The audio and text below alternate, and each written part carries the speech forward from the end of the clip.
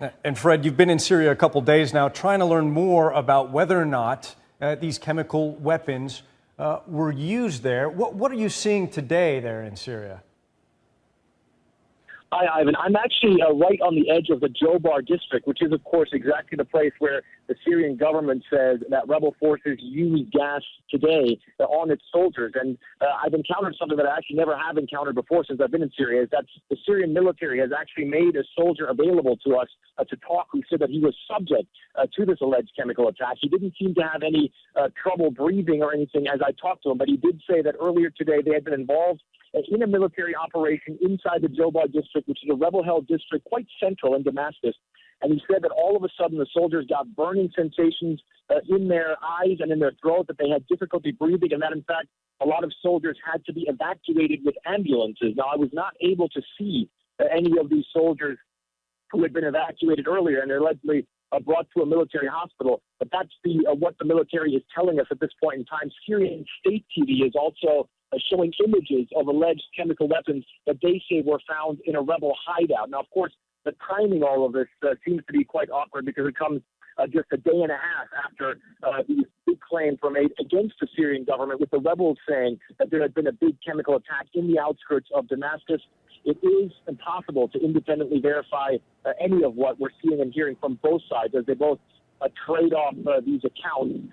Certainly, the UN weapons inspectors would be the only ones who could possibly shed light on what is exactly going on. But again, this time it's the government claiming that the rebels used some form of chemical inside the Jobar district, which has been in rebel hands for quite some time, Ivan. And Fred, Brianna, I think we're looking at video from Syrian state TV of what are alleged to be perhaps some of these chemical weapons, certainly gas masks there, being shown on Syrian state TV. And I'm struck, you're saying that, after days of this international debate and this enormous death toll, that we're hearing for the first time, really, that Syrian government forces may have been affected by this alleged chemical gas attack.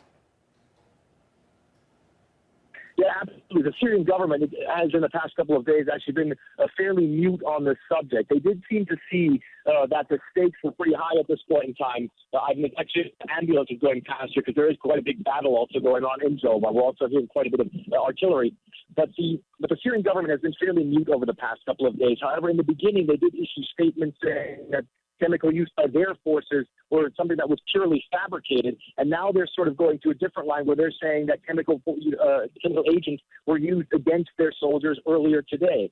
Some of the guys that I talked to on the ground, some of the Syrian soldiers, said that they had been subjected to some form of chemical 2 months ago as well. That's what they were telling me. It's impossible to independently verify at this point in time, but it seems as though the Syrian government now is going forward, is becoming more forceful, and is actually coming out and laying out claims of their own. Of course, at the same time, we have to keep in mind that there are chemical weapons inspectors who are in a hotel not very far from where I am right now, who are not able to go to any of these places. And the international community, and the U.S. especially, are urging Syria to let these chemical weapons inspectors do their work. The UN themselves are saying that time is of the essence, because it is the first couple of days and hours where any of these claims can be verified, where samples can be taken, and where some sort of picture of what actually happened might be reconstructed, Ivan.